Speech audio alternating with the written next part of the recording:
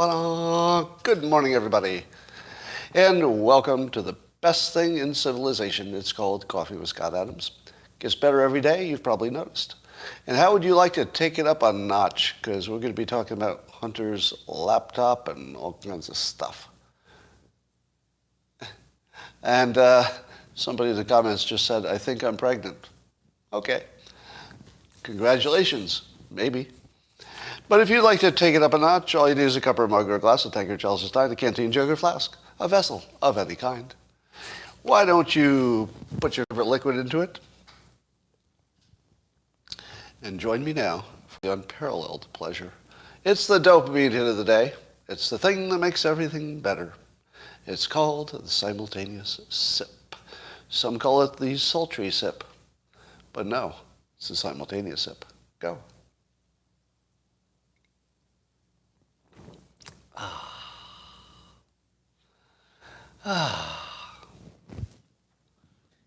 What's a binger?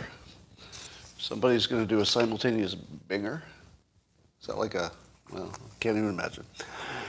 Well, according to Rasmussen, the Republicans have an 11-point lead against a generic Democrat on the congressional ballot, with only 235 days left before the midterms. And if the election were held today, 50% of likely U.S. voters would vote for the Republican, while only 39% would vote for the Democrat. Does that tell you that the Republicans are going to win everything? The trouble with this kind of a survey is that while it accurately captures what people are thinking, it doesn't accurately capture how they act. Because how they act is they say, yeah, all these politicians are terrible. Well, except mine. Mine is good. But all those other ones in the other states, they're bad. So as long as people vote for their own incumbent, which they typically do, I don't know that it's going to make that much difference that there's a big generic lead, because nobody votes for a generic candidate.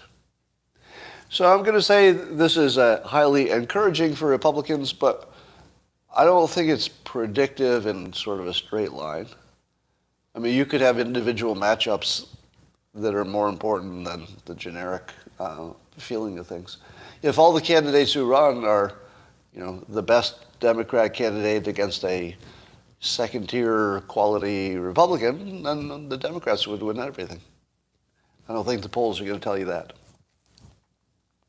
Well, apparently the U.S. is getting close to announcing some kind of a Iran deal, which the experts say is worse than the last one.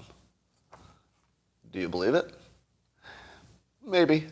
I mean, it's easy to believe things got worse just because we have such, bad attitudes about our government. So that's easy to believe. But I don't think we know anything about it. The Iran deal is going to be another one of those big confusing black boxes where everybody will think they know something about it, but they don't. They don't know what's going to happen. They don't know if it'll work. They don't know what the details are. But I can't see lifting their terrorist designation as long as they're still doing terroristy things. How in the world can the sanctions be lifted, and how can we not call them a terrorist organization if they act like it? Or are they not acting like it? Has anything changed in Iran, or by Iran's behavior, since Soleimani was killed? I haven't heard anything, have you? So I haven't seen any news stories that says, Iran used to do a lot of adventurous stuff, and they still do. I haven't heard that story. But I also haven't heard the story that they stopped doing it.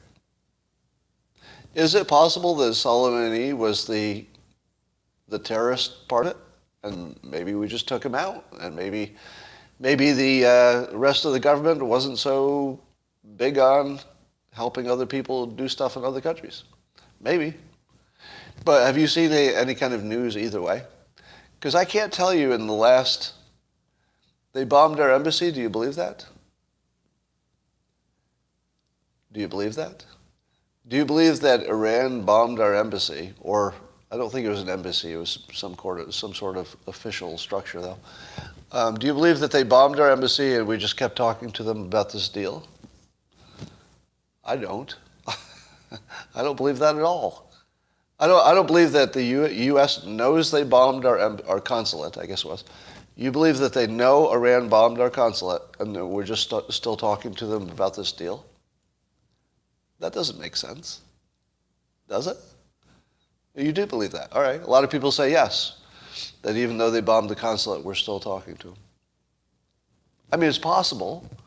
It's not impossible.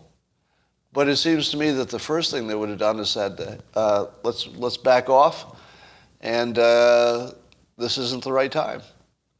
I mean, I think at the very least they would have said, we're going to wait a month before we get serious about this to see if you would stop doing this sort of thing. You can ask your friend, he's right there. Iran said they did it? Well, probably there's a lot about this story we don't understand. Do you think?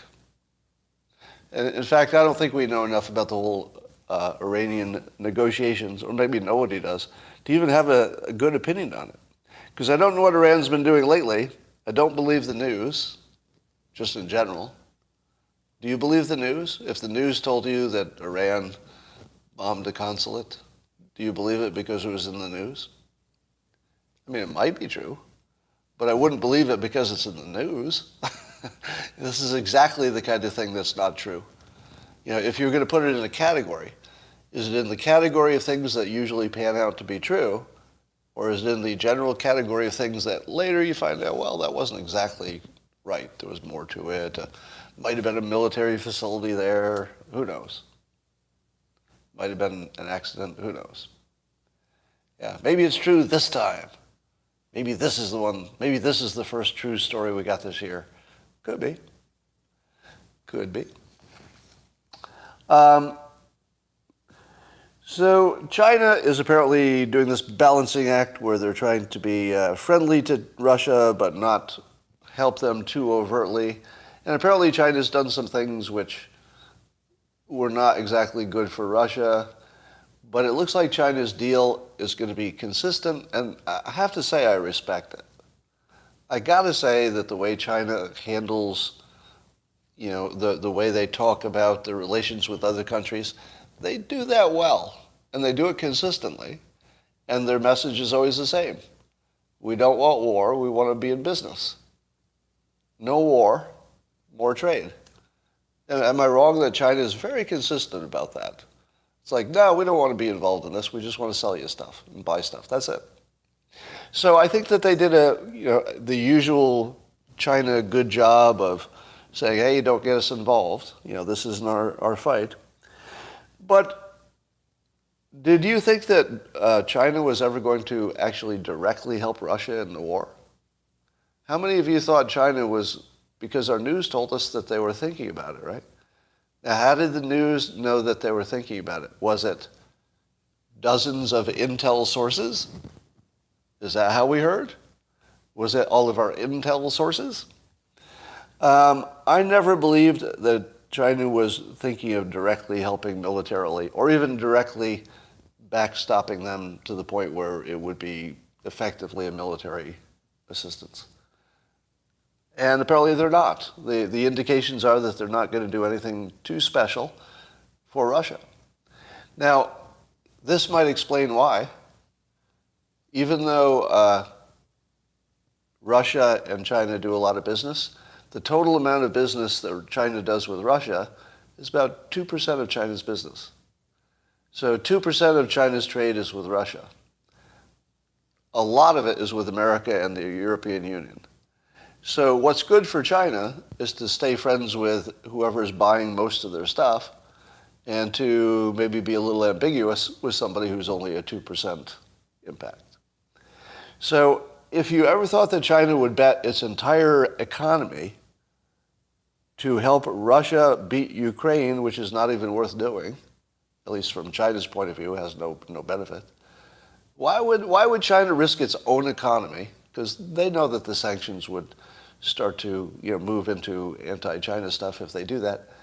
Why would they do that? to help Russia conquer Ukraine, of all things. They couldn't have less interest in that. So I think that was always fake news, and I'm going to say that the intel, if you can call it that said that China was going to help Russia, probably was just fake intel again. How many times have you seen that? All right. So New York Times has confirmed that Hunter's laptop is real. I was a little surprised that that's still a story. I thought everybody knew it was real, but I guess not. Is it really a story that the New York Times says is real? Because I wasn't aware. I mean, obviously, Jen Psaki and Biden and everybody said it was Russian disinformation, but we know Democrats lie and we know politicians lie. But didn't the public already know this was real? I haven't seen a poll, but was there anybody in the public who thought it wasn't real? I thought they all knew it was real. But maybe I'm surprised. Maybe the mainstream news was so strong with their brainwashing that they actually convinced the public it wasn't real. Did that happen? Yeah, there is a phenomenon, which is that the news doesn't become real until the New York Times says it's real. That's the thing, by the way. If you don't know how the media landscape works, the paper of record, as they like to call it, is the New York Times. So when the paper of record says it's true, then everybody else can comfortably say it's true. Well, the paper of record says it's true, so that's basically like our fact check. So now they've said it's true. Yeah, and the story was blocked by Facebook, Twitter, and Google. Everything about this story is everything that's wrong with the world, or the country, maybe. Maybe let's just say the country.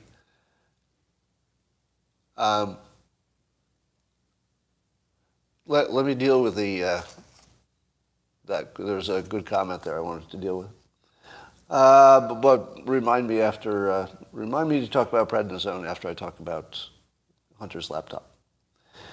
Now, of course, as we look back on how this was presented to the public, we were told that dozens of former Intel officials, I think 50 of them, signed a document saying that it was Russian disinformation, and rather obviously so.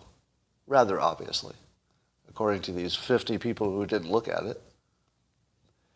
And now Richard Grenell tweeted this: a Republican Senate must, in all caps, a good use of all caps in this case, a Republican Senate must hold hearings with all 50 of the people who signed that letter 3 weeks before the 2020 campaign. Because the timing, they all said Hunter Biden's laptop was Russian disinformation, and they didn't have a single piece of intel to suggest it. That is correct.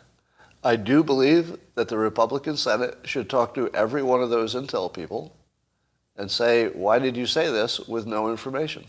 Was this purely to influence the election? Because it looks like it was purely to influence the election, which would mean that the 2020 which would mean the 2020 campaign was rigged by our own intel. Is rigged the wrong word? Because it's corruption. I mean, based on what we could tell, I mean, maybe if they testify, they've got some story that is not obvious to any of us that would suggest that maybe they were legitimately fooled. Legitimately fooled. Do you think they could make that case? What is the definition of rigged? Let me look it up right now. Rigged. Because I'm not sure if misinformation gets into that. Okay, to rig, as in crime, okay. To manage or conduct something fraudulently so as to produce a result or situation that is advantageous to a particular person. So did somebody manage or conduct something fraudulently? Yes. The news. Yes, the news was managed fraudulently right in front of us to create a situation favorable for one candidate, an advantage, in an election which had great consequences. So yeah, actually, according to the New York Times, the 2020 election was rigged. That's kind of big. Trump was right. Now, he wasn't talking about only this. I mean, he had other allegations, which we'll have to wait on some of those, or maybe we'll never know. But if 50 intel people lied to change the result of an election, or at least that would be the presumed intention of that, the 2020 election was rigged, and the paper of record just confirmed it. What do you think of that? But the way I just said it will not be the way the public hears it, right? They're never going to hear that. They're just going to hear, with their own team all the time. But yeah, wow, the New York Times confirms that the 2020 election was rigged by the intel community. Amazing. But we're so numb to bad behavior at this point, it won't make any difference. Do you remember, speaking of Russian disinformation, or the United States creating disinformation about Russian disinformation, do you remember when Russia spent almost nothing to make a bunch of memes for Facebook that if you saw the memes, and I have, you'd know two things. Number one, you don't know anybody who saw them. They weren't memes you've ever seen. Number two, they looked like were developed by a high school project, meaning that there was nothing about the memes that suggested any kind of persuasion skill whatsoever. Trust me on that, right? That's sort of my domain. There's no persuasion quality to them whatsoever. And they spent, what, $100,000? Which is nothing. So the whole story about Russian election interference was technically true, but the part they leave out is that it's a little bit like pissing in the ocean. Did Russia piss in the ocean? True. Did the shoreline show any difference? Not so much. No, not so much. Did the sea level rise when Russia pissed in the ocean? Oh, technically yes. Not enough that you can measure. So that's sort of what the Russian election interference was then. And how do we know there was so much Russian interference then? Well, I believe we heard that from plenty of current and former intel officials. Am I right? Current intel and past intel officials. So pretty much everything we've heard about Russia is disinformation from our own side, often disinformation about their disinformation. Just to complete the picture. So spot the pattern. It's pretty clear that the United States is now completely controlled by its own intel agencies. I just said that like as a matter of fact. Did you like how I did that? I just said the most provocative thing that's ever been said in the United States, but I said it like a matter of fact, and you just said, yeah, that's true. That the United States government is captured by our intel. Now, I have a theory that all governments eventually are captured by their own intelligence agencies, because it has to happen. Am I wrong? Am I wrong?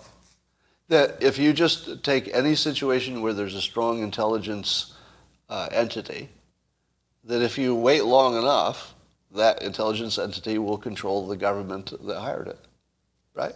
You can't really go any other way. I mean, there's a reason that Putin's in charge of Russia, right? Going from the intel agency to running the country is a pretty direct path in a dictatorship, for sure. Yeah. At this point, it does look like the U.S. government is essentially an intelligence agency cutout, or just a puppet. That's what it looks like.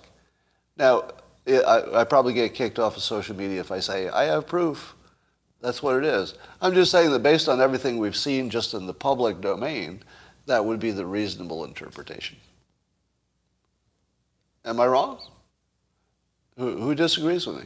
It's a reasonable interpretation based on public information, no special research needed, that our intel agencies are running the government effectively, on anything important. Certainly on anything that involves foreign countries, maybe far less for domestic stuff. Yeah, let me modify that. I doubt our intel agencies are having much impact, if any, on any domestic policy, because they don't care. But I think they have a lot of impact, maybe it's the only impact, on foreign relations. So that's my take. All right, so Trump is right again. Starting to become my best prediction that Trump would look better every day he was out of office. Do you all believe it yet? How many believed me when I said it? Do you remember when I said it in the beginning? I said he would look better every day he's out of office.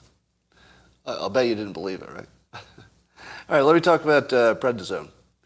There was a Mike Cernovich tweet today that said, among other things, that Putin has a worldview.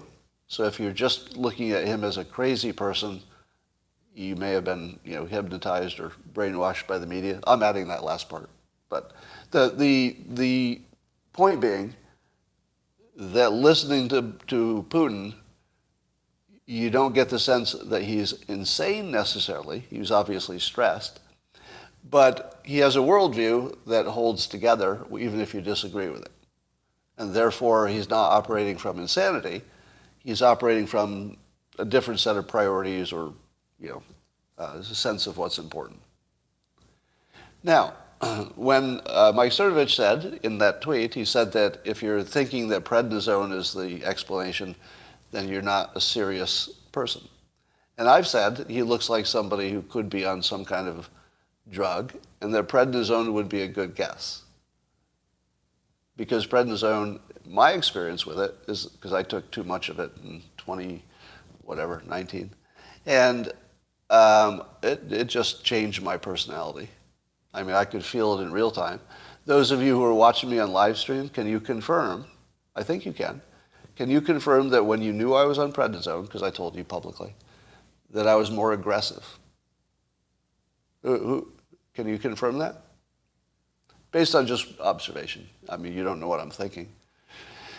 But I want to, I know a number of you are going to say yes, but I want those of you who didn't witness it to hear from the ones who did. You saw me every day, and you saw me on prednisone, and you saw me off, and I don't think you could miss the difference. Am I right? The difference wasn't small. The difference was striking. And I could feel it in myself. So while you were observing I was different, I could feel it too. I felt it maybe even more strongly than you could observe it. I felt fundamentally like a different person.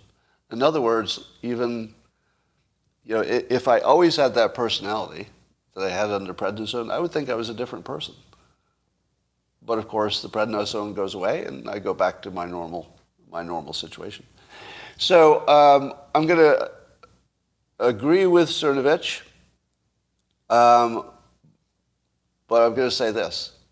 If you think the entire story is prednisone, you're wrong.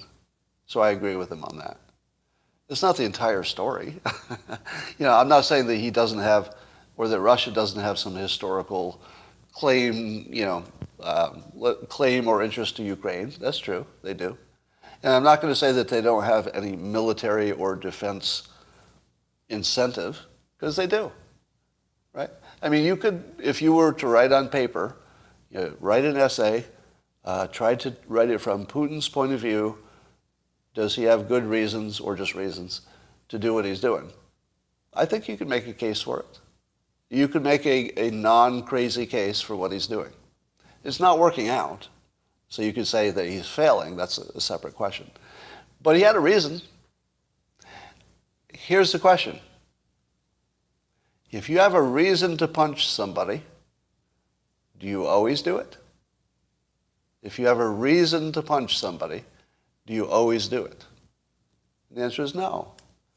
Now I put you on prednisone, and I give you too much of it. Now you still have the same reason to punch somebody. There's no change. You had the same reason to punch somebody. Now do you take the punch? Maybe. Maybe you do. So definitely I agree with Cernovich that you can't say this is a prednisone only or any drug. You can't say it's a drug only situation. It's not, of course. It's Russia has a good point. Ukraine has a good point. That's why there's a war. If they didn't both have a good point, it wouldn't look like this, right? Now, I'm not saying I agree with Russia's point or agree with Ukraine's. I'm saying that from their points of view, they can make an argument that holds together on paper. Not everybody can do that. I'm just saying that if you add prednisone to any situation that's already tense, it's going to get tenser. It's not going to get more relaxed. So it is possible, but there is no direct evidence that I've seen. It's possible that prednisone is a variable. I would go as high as 20% possibility that it's either prednisone or some medication is changing Putin's personality in his judgment. I'd give it a 20% chance. But I'll tell you, he looks like he's a guy who's different. He looks like a guy who's changed. Now, when I say that, I'm not saying that, well, let me be as careful as I can with my words. I'm not intentionally telling you something that I don't believe to be true.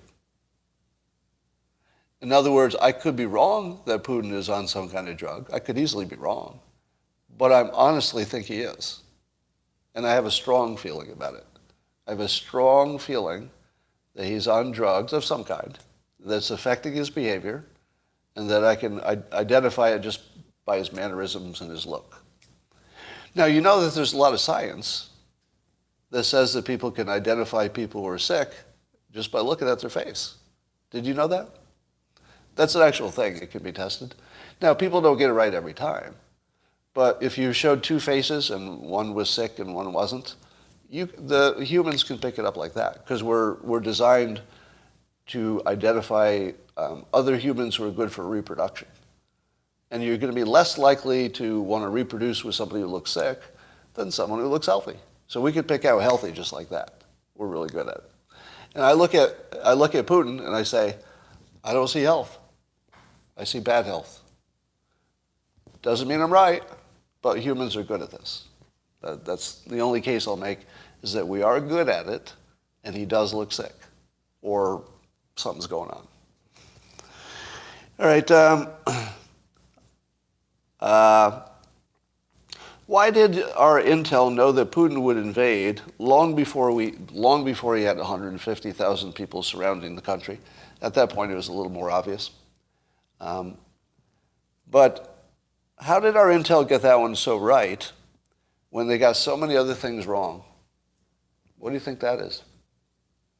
Now, you're going to say it wasn't hard because Russia had said enough things to indicate it, and they had started massing troops. So really, they were just looking at what was happening. So it wasn't that much of a prediction. But I want to give you at least one other possibility without evidence, so that there's not any evidence to what I'm going to say. It's just in the possibility set, because we don't know what's going on. One of the possibilities is the reason our intel people knew that Russia was going to invade is that they caused it. Do you know it's a lot easier to predict things that you cause on your own? Have you ever seen me do that? All right, here's an interesting question. For those of you who have been watching me for a long time, have you ever seen me predict something, and then after it came true, you said to yourself, wait a minute, did he predict that, or did he cause that to happen? And he knew he was going to cause it to happen, so he just acted like he was predicting it. Have you ever seen me do that? I'm seeing some yeses. You know, you can't be sure, right? Because you'd have to trust me. And, you know, you shouldn't trust anybody, really. As a general rule, just don't trust anybody. Okay, so during the 2016 election cycle, there were things that I did attempt to directly change. And I know things went my way, but it's hard to know how much effect you had. All right, True or false? Russia, as Wall Street Journal is reporting, is Russia, or at least Ukraine, is it becoming a graveyard for Russian tanks? Do you believe the report that 400 Russian tanks have been stopped or destroyed by the Ukrainians? Now, 400 is a lot of tanks to destroy. We are told that the Russian military advance has stopped in the last day or so. 2 days, I think. Now, again, I'm not even sure if that's true. They could be just regrouping. Maybe they're not bogged down at all. Could be anything. But so as a general rule, I don't believe any of the reports coming out. The only thing you could believe is that Ukraine is still fighting, right? They're very basic things you can believe. Yes, they're still fighting. We know that. I would say at this point that Ukraine is poised to win the war.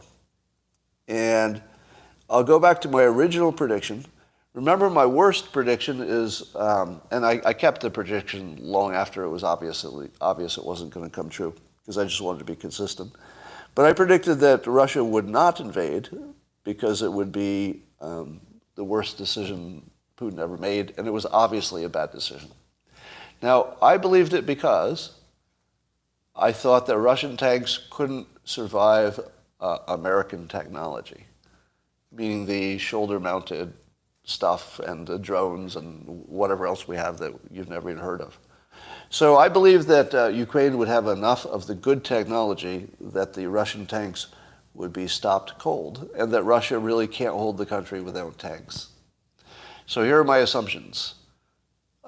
Ukraine would have enough modern technology, so having enough of it counts. It appears that's going to be the case. I said that their technology to defeat a tank would be better than the tank technology. That appears to be the case. And I'm going to add to that, I don't know if I said this originally, but I'll add to it.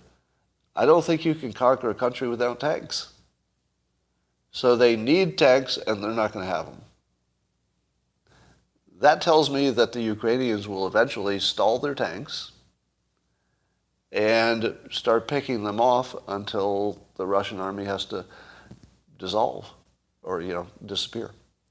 So I think that the Ukrainian strategy of going for supply routes and tanks and nothing else, basically you could just go for those, that would be enough to win the war.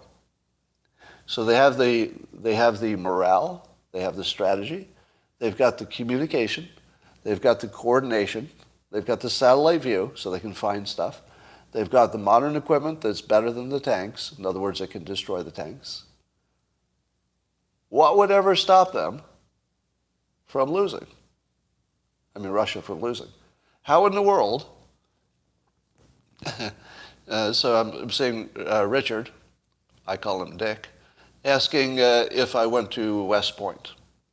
And I would like to defend my military opinions this way. Rock always beats scissors. You don't have to be a military expert to know that rock beats scissors, right? If one side had nuclear weapons and the other had sticks and stones, would you have to be a military expert to predict who would win if, let's say, they all used all of their weapons? Probably not. You don't have to be a military expert to know that there is some number of handheld anti-tank weapons that is enough to defeat a given quantity of tanks. Wouldn't you agree with that? That given a certain number of tanks, it's only a question of how many people with handheld shoulder mounts there are. That's the only question. If there are enough of them, then the tanks all go away. Now, I've heard much said about the Russians' lack of coordination of forces. So if you've got a tank formation, you need to support it with infantry. You need to support it with air cover. And apparently they're not doing a good job of supporting it. I don't know that that's going to help them. How much would air support help to stop 2 Ukrainians with a shoulder-mounted rocket? Do you stop that with air support? I can't imagine that would be a thing. Can you find 2 people in a forest with air support? I mean, you can hear the jet coming, so you just stand next to a tree when it goes over, right?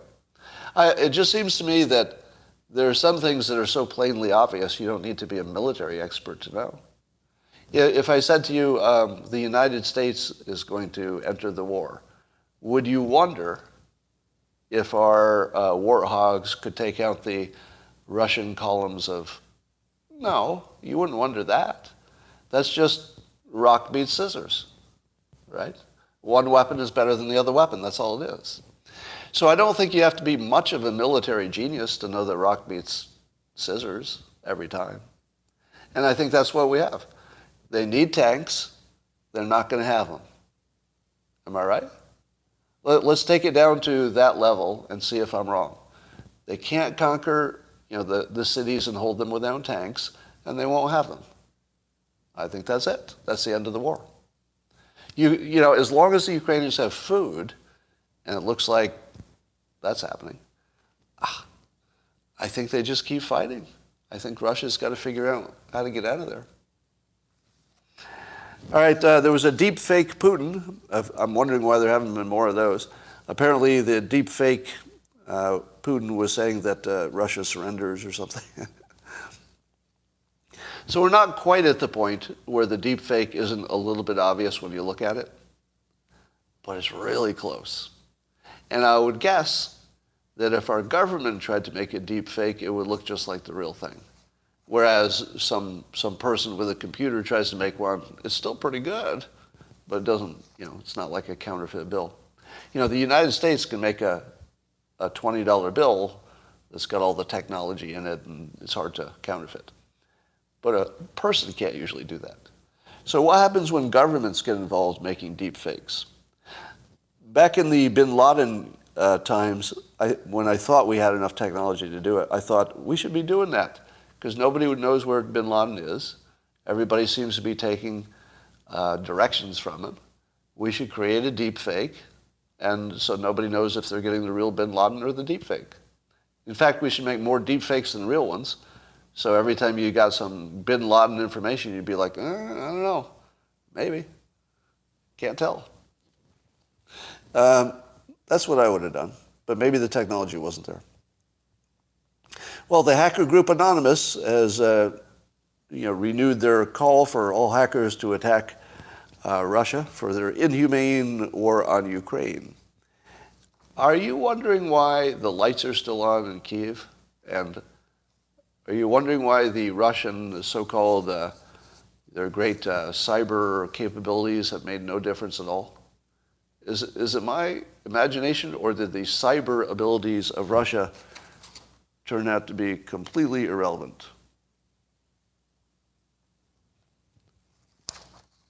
I don't know. I think we have a big question mark about all those cyber capabilities that seem to disappear. All right. I believe that is all the fun news. And did I miss anything? I looked at CNN as soon as I saw on Twitter all the noise about the laptop being confirmed. I immediately went to CNN to see how they covered the fact that their news had been wrong for years on a really important story. I don't think they mentioned it. Can you confirm that? Does anybody have another page open? Go look at CNN. I don't believe that they're even mentioning that the New York Times confirmed it's real. There's a Putin rally. What do I think will happen with the Hunter situation? I think the Hunter situation will be investigated until Joe Biden's out of office. So I think the Biden administration as it stands will never have to answer for it. And then after he's out of office, he'll still have lots of connections.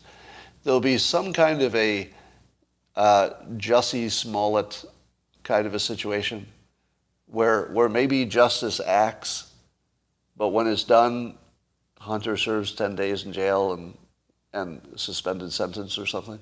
I feel like something will happen that's nothing. Because they can't do nothing. They have to do something. But they can't do something that matters, so they have to do something that's nothing, like with Jussie. Well, you're going to jail. Well, not really going to jail.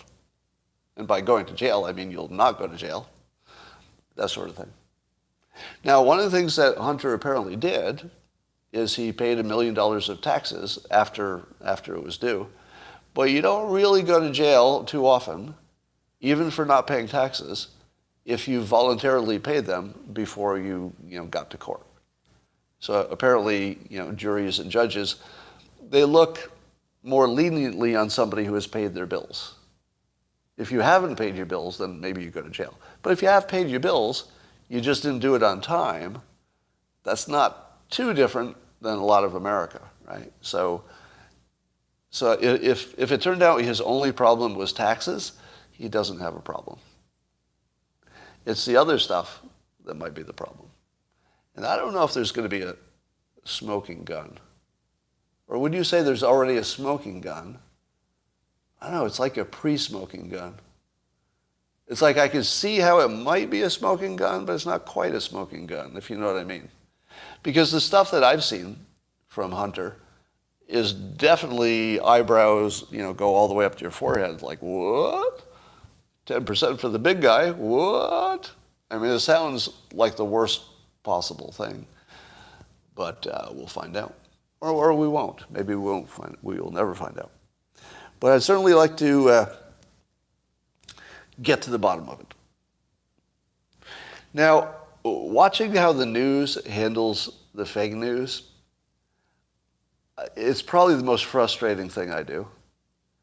Because if they wait long enough, they can just correct their story, but the story no longer is salient. People have just moved on with what they're interested in. So they can just keep the fake news going for years, reverse it whenever nobody's paying much attention, and get away with it completely. Accused of money laundering. Well, we'll see if they can prove that. Remember, for all we want to criticize Hunter for, he was a Yale trained lawyer? Do I have that right? Yale? Now, he might have gotten in because his father was Joe Biden or something. But I suspect that Hunter Biden is legitimately quite smart. Do you think that's not true? I mean, he's got his issues, no question. But in terms of if you gave him an IQ test, I think he'd do really well. I think. You don't go to Yale and get a degree without being a little bit smart.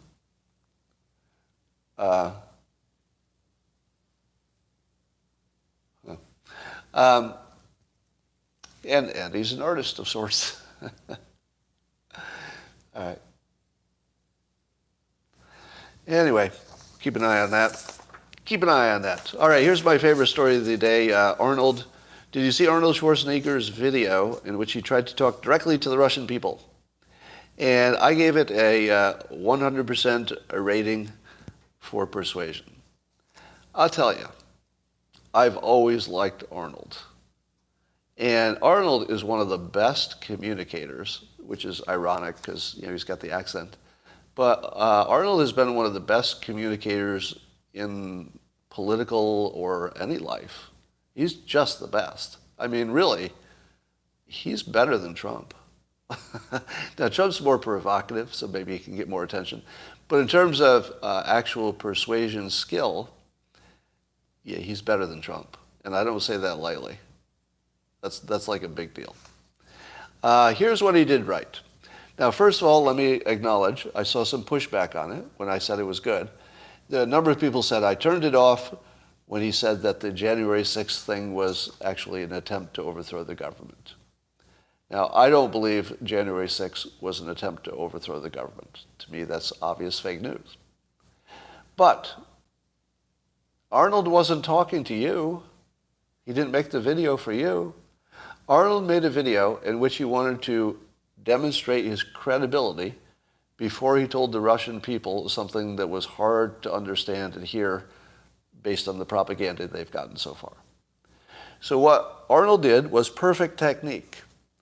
He showed how much he loves the Russian people and is connected to them with a personal anecdote of a Russian weightlifter who changed his life, and he still drinks out of the same cup of coffee that this guy gave him years ago. And he actually shows you the cup of coffee, the actual cup. And he says, I've been drinking out of this for years because it was given to me by my good friend. And he shows the pictures of the weightlifter. Have I told you that visual persuasion is the good stuff? Oh my God. Arnold took the visual persuasion from actually showing the bodybuilder. Then he talked about the fight he had with his dad, who didn't like Russians because he'd been in World War II. And his dad wanted him to take the Russian off the wall when Arnold was a kid, and Arnold refused. Arnold was going to support the Russian guy. Now you've got the visual of him meeting the bodybuilder, and he shows the picture.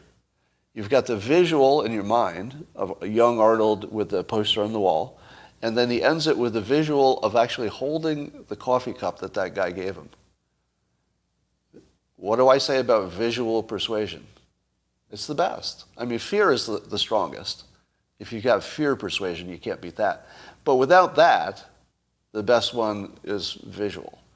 And man, did he nail the visual. He nailed it. Here's the other thing I teach you. You have to pace people before you can lead them. You have to agree with them before you can change their mind. He did it masterfully, including, and I know you don't like this, sorry, the January 6th part. If you don't think that was good persuasion because it's untrue, you're on the wrong conversation. I'm not saying he was right. I'm saying that if he was talking to a Russian public and he says, look, you can trust me, I'll be even throwing my own party under the bus. Remember, he's a Republican. Arnold's a Republican who's throwing other Republicans under the bus. And he's saying, look, I'm throwing Republicans under the bus. You can see me do it right now. Now, that makes him wrong about January 6th, in my opinion. But it does make him a really good persuader because he's trying to establish his credibility. And let me ask you another thing. Is Arnold Schwarzenegger famous for telling it straight, or is he famous for lying? What do you think? Just your own opinion. Is Arnold famous for lying or famous for being pretty much a straight shooter? I think he's famous for being a straight shooter. I mean, there may be some story I don't know about, but I don't think he's ever been accused of not giving you his honest opinion, even if he didn't like it. So even the January 6th stuff I kind of hate, but I do love his transparency. I love the fact that his opinion is very clear. And he said it, and it was against the grain, and, okay. I don't agree with it, but I respect it completely. Now, I think that this is a bigger deal than maybe you think. Because, correct me if I'm wrong, but I'll bet Arnold is really popular in the Russian public. Am I right? Above a certain age, and that's probably what he's targeting. I would guess, because he's made movies with Russian elements in it. I think he's an action figure, so those always play bigger overseas. So I would guess that Arnold is maybe just about the exact perfect person, because he's not just a star, he's also a legitimate political figure in America. And when he talked to the Russian people, he did a really good job of establishing his non-bias and his credibility. A really good job. Some said it lasted too long, but he made it interesting the whole time. I'm not sure if it lasted too long if it's interesting the whole time. And he made it interesting because he's a performer, right? It was a performance. It wasn't a speech, it was a performance, and it was a good one. And by the way, anything you ever thought about Arnold's acting ability? Well, my opinion of it went up because this was an act, I mean, overtly. He was putting on a show for a purpose, to persuade. I think he nailed it. I mean, I think not only is it persuasion perfect, even though you don't like parts of it, the persuasion part's perfect, and he's the right person at the right time. I think he could actually move the dial. Now, the problem is, will any Russians actually see it? And by the way, there was a translation that came with it, which is good technique. We don't care if he's a rhino. That's not the question today. I mean, you could care about it separately, but it doesn't matter to today's topic. Yeah, it doesn't matter what he did in his personal life, right? Okay. Well, from the Russian perspective, as long as they think he's Republican enough, then it's good persuasion. That's the only point.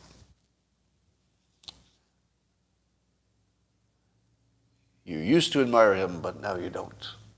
Do you think he actually wrote it? That's a good question. It's so good that I suspect he might have. So if he didn't write it, he was obviously deeply involved in editing it. My guess is he probably had a little help, but that there's no word in there that isn't one he wants in there. My guess is that Arnold isn't going to take somebody else's thing and just read it. Is that your take? I mean, Arnold's kind of hands-on, right? He's not going to just say, oh, just go on camera and read this thing and make it convincing. That's not going to happen. It looks like he wrote it. I mean, he's the only one who knew about his connection to the Russian weightlifter and what happened when he was a kid and stuff. So, I don't know. It just seems to me that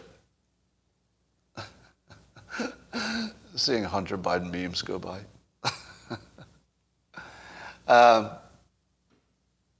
Scott is working to get into a different set of clubs. You know, everybody who goes tribal on here, and your comment is what club I'm trying to join, or if I'm trying to make some Democrats happy, or sometimes you say, I think he wants to sleep with AOC. All of those comments are the lowest level of analysis, really. I mean, you're welcome to participate. Of course, you're all welcome. But just know when you say that other people read it and they're like, oh. If your only take on this is tribal, about how Republican is Arnold, that's the thing that mattered to you, and is Scott always on the side of the same side? Sometimes does he agree with the other? If any of that matters to you, you're operating at the lowest level of analysis. And I'm not saying that tribal affiliations don't matter. They do. But if that's what you're obsessed with, you don't have any value. You have no value because everybody knows that things are tribal. Like you're not adding anything.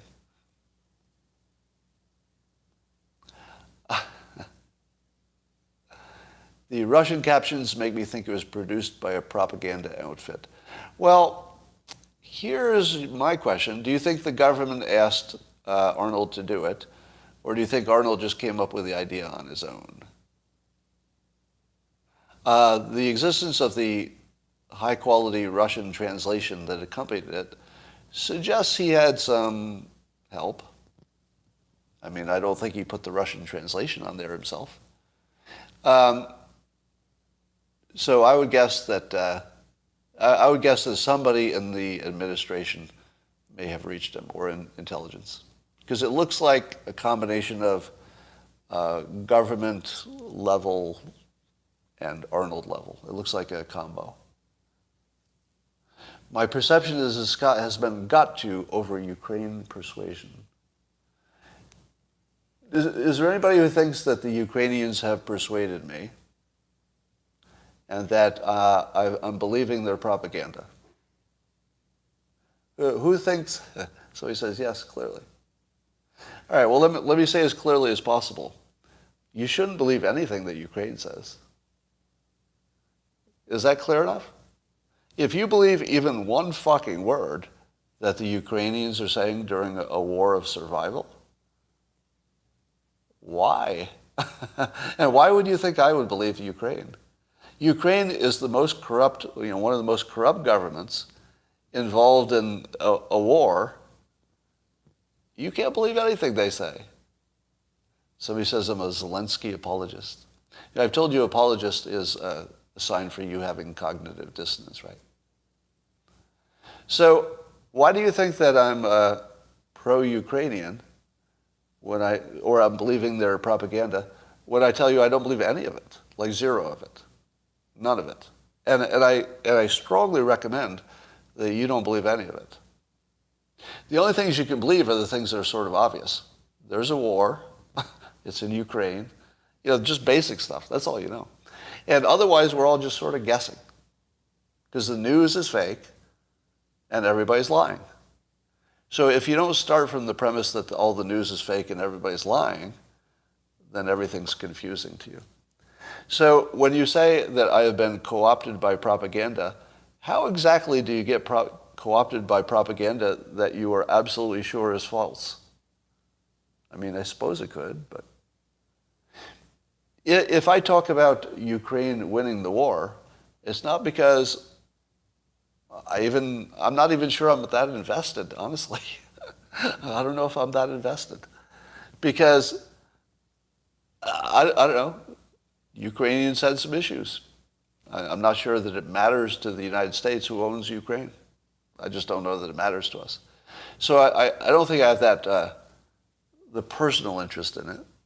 I do have an interest that dictators can't conquer countries. Like I have an interest in that. Because that, in some ways, you could look at the Ukraine situation as being entirely about China. Have you ever thought of that? Have you ever thought that the situation in Ukraine is not even about Russia? It's just about China?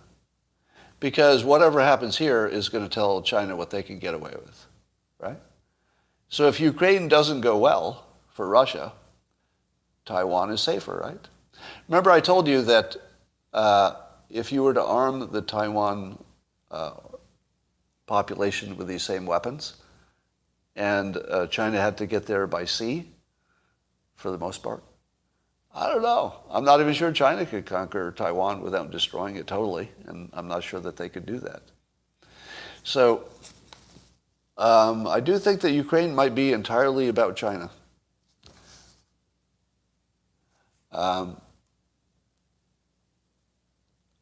Akira the Don has started up his live streams again, I hear. So check out Akira the Don. What's a corrupted Scot going to do?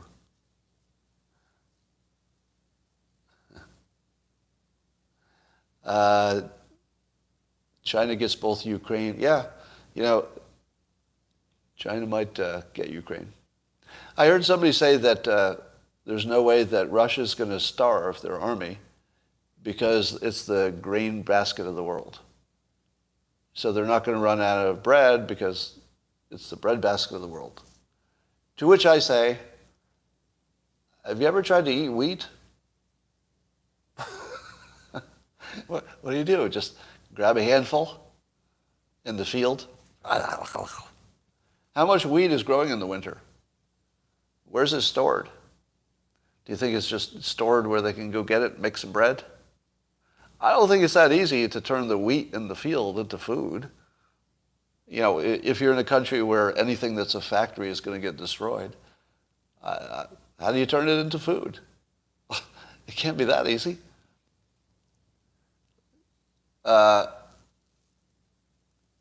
Yes, we do need fertilizer. Fertilizer is a good question.